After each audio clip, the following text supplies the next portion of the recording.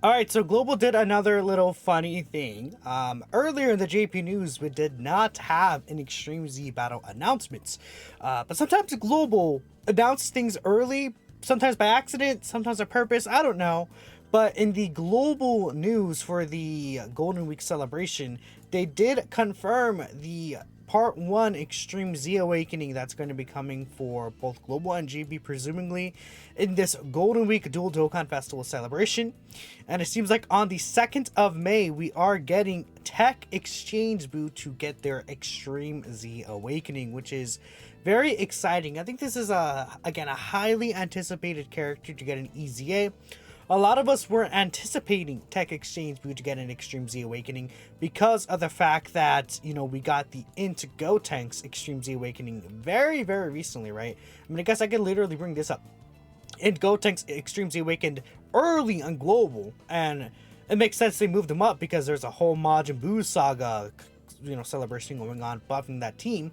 Then on JP, of course, Int Gotenks EZA'd last month for the Topo celebration. So in Gotenks and TEQ Exchange BUU, again, we're dual Dokkan Festival characters, so it makes sense that, TEQ Exchange BUU would also be getting an Extreme Z Awakening here.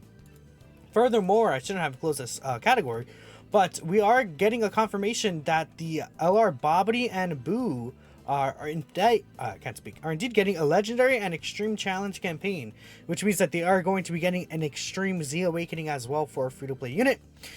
Besides that, there's nothing really new. The only extra thing for Global is that, obviously, STR Super Vegeta and Physical Buu Tanks are getting their Extreme Z Awakenings tonight at the same time as the banners, so those characters will EZA and fit the brand new characters teams. Besides that, that's pretty much it, right? That's all we do know about the celebration. I anticipate we'll get other EZAs such as Super Saiyan 2 Goku and Super Saiyan 2 Vegeta. I think TEQ Ultimate Gohan could EZA as well later on in the month. We have the entire month of May for EZAs, Super EZAs, etc. But again, on the 2nd of May, in 1 week from now, we will be getting the Extreme Z Awakening in game. So on Tuesday, the 30th, we should be getting the details and data download for the TEQ Exchange BUU. It's also possible we get the Bobbity and Boo in this data download too. It would make a lot of sense to me. Since we're also getting an Infinite Dragon Ball history, right? And yeah, since this comes out on the 7th, I could see this data download on the 30th, putting in all this stuff right here, and then like from the 7th, 8th, 9th even, or the 7th and 8th specifically, and then like on the 8th or the 9th or 10th, we'll get another data download for whatever the part 2 LR is going to be, something like that maybe. But yeah, TEQ Exchange BUU, again, very exciting. I did not really make a video specifically talking about him. Earlier we talked about TEQ Ultimate Gohan potentially getting an Extreme Z Awakening, which is still very, very possible to happen. But TEQ Exchange, we should be available with this blue stone right here, where again, we did see TEQ Ultimate Gohan available here, but I assume TEQ Exchange BUU is also going to be available with the special Dragon Stone selection here. This is a paid stone, by the way, keep that in mind, but in terms of what Exchange BUU could do, I mean, they did a very similar good EZA with what's-his-face, the EGL Zamasu EZA, right? So if you take a look here at EGL Zamasu, this guy before his Extreme Z Awakening had 100% attack, 40% reduction. It's very similar, right? This Exchange was very similar, where he had 40% reduction, 1 key, and 100% attack, right? These guys were also a year apart, and them being so similar made a lot of people not really like this Exchange BUU. Like, his base form is very weak. They're also very similar when they transformed. This guy had, already hitting attack stats and like a chance to dodge there, but I think there's a lot of potential because these damage reduction EZAs usually end up being very good. And Future Gohan, EGL Zamasu, Physical Future Gohan is really good when he EZA'd, right? Just because damage reduction is such a powerful ability. And these guys, like this Exchange BUU, he's likely gonna get attack and defense at the start of turn. I could see him get greatly raised attack and defense on a super attack effect. He has these really strong links that give him a lot of defense, right? or especially a lot of attack, like this Majin link will give him defense, right? He's gonna link very, very well with the brand new BUU, which is gonna be a huge help for this fat BUU, this exchange we're getting in EZA. They share 7 links right here, and they still share 4 links when he's Super BUU and Evil BUU. So this is gonna be a super great Extreme Z Awakening for this guy. Now, this is a 3rd gen transformation, so the good BUU portion of the card doesn't have to be necessarily crazy, because it is just a 3rd turn transformation, but we do want Evil BUU to be quite good. Evil BUU being good is really, really important. So again, like key 2 and like 170% attack and defense. You know, Angel Zamasu, as an example, he did only get attack on super attack, but this guy is a stacking character. I think they should just give this guy, like, let's say 40% attack and defense on super attack, still greatly raise attack and defense on super attack.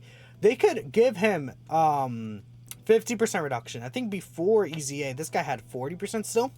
They can make this guy also have 50% damage reduction, give him the high chance to dodge, and then I think we're cooking with 50% reduction, high chance to dodge, greatly raise defense here, add defense here, and then some multiplicative stats. It's very basic and very safe, but very good. I think that's what the team needs. They could even potentially give him, like, let's say he performs an additional super attack if the entire rotation is Majin Power, or if the entire rotation is Majin Buu Saga. One of those 2 things would be okay. I mean, since they're really trying to buff the Buu Saga team specifically, I likely would see it more as, like, if the entire rotation is Majin Buu Saga, rather than if the entire rotation is Majin Power, because let's say, for example, this character getting an Extreme Z Awakening, it's possible that it could fit the team, even though the links aren't really the best for the team. The issue, though, this character is not a Majin Power character. Physical Devourer, if he EZAs, he's not a Majin Power character. Babidi and BUU are not a Majin Power character, so that's why I'm seeing, like, if they want to add, like, a Majin Buu Saga restriction, and it's like, okay, if you have a full rotation of that, you get an additional super. Or maybe if it's even, like, if you're, if you have, like, a Majin Power ally in rotation, that would be also okay, because your rotations are mainly going to be focused around the BUUs.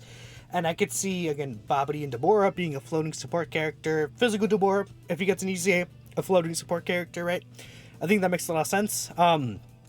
This cannot change, but that's okay, right? Usually it's quite easy. It's quite easy to get Super Saiyan 3 Gotenks out with the new content, at least on JP.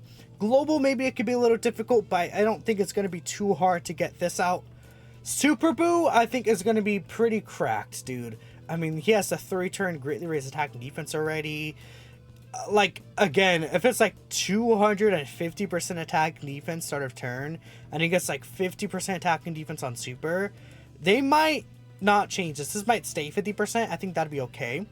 And then if this is like chance from a crit plus, like, I don't know, 20% per rainbow key sphere obtained, maybe they give him a way to make rainbow key spheres. Maybe they give him, like, what if it's like chance of performing a crit and dodging plus 15% per rainbow key sphere obtained. You give this guy like 3 rainbow key spheres, he can get 45% dodge.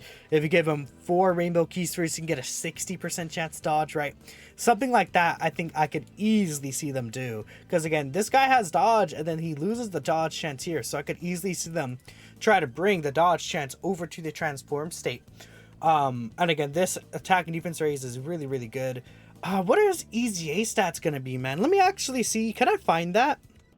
So in the meantime, just ask Twitter. Someone might respond to me with the EZA stats, and we could take a look at that there. But again, I think TEQ Exchange will be really good shot at being really good. And this guy, again, is gonna be a huge help to the team. So I think, again, damage reduction EZAs usually end up being better than normal, but let's always keep our expectations normal. Expect this guy to be, at the very least, a good addition to the team, not someone that's going to carry the team, right? But I think the team will take anything that I can get, right? So that's going to be really nice. Now, again, looking here, Babidi and Majin Buu, I think this character, again, raise defense for the turn here. You know what would be interesting? Stack and defense would be okay too. This guy has, like, chances to seal, chances to stun. Sure, this character does get buffs if the enemy's attack, defense down, status, or stunned or sealed. Maybe they could add some sort of ability where this guy, maybe in his passive, lowers attack and defense.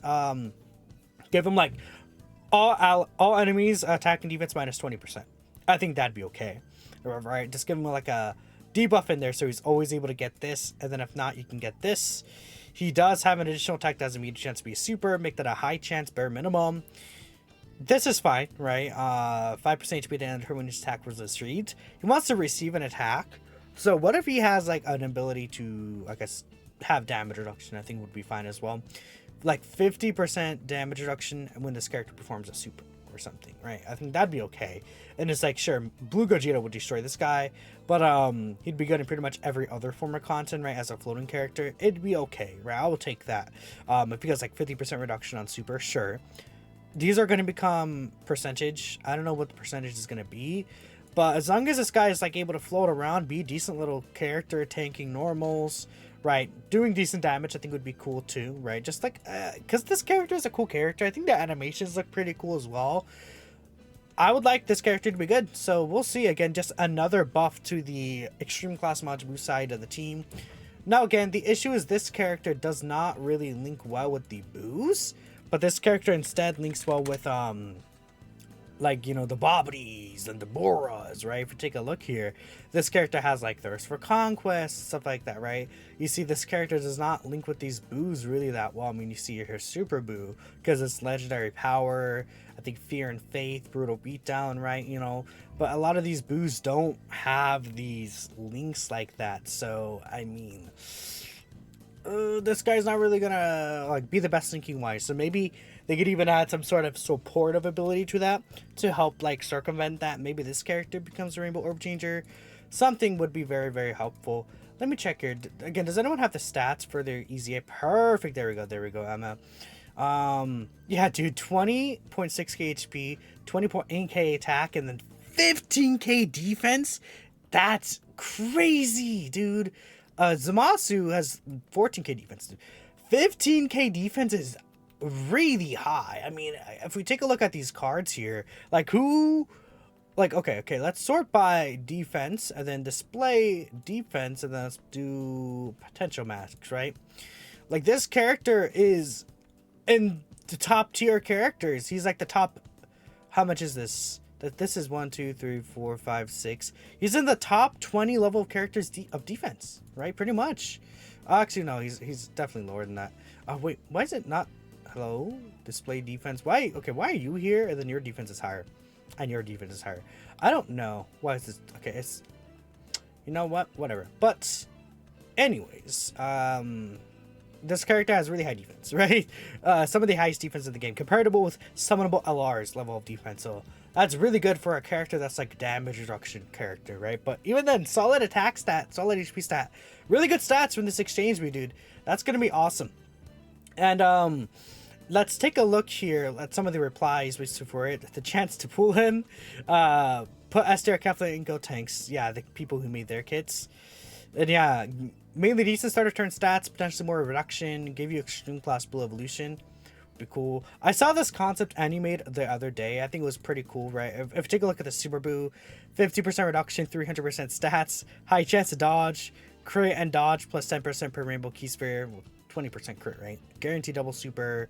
Like, this would be fine. Or, you know, they could even make this guy have a 4-turn attack and defense raise. Same thing with this evil BUU, right? That'd be okay as well. Guards for 1 turn. Like, again, this character should be really, really good. I don't think I'm gonna have time to read all these, unfortunately, but want to hear. I'll read them separately when I can. But let me know what you guys want to see from TEQ Exchange BUU's EZA. Very exciting. Thank you all for watching, and I'll catch you next time.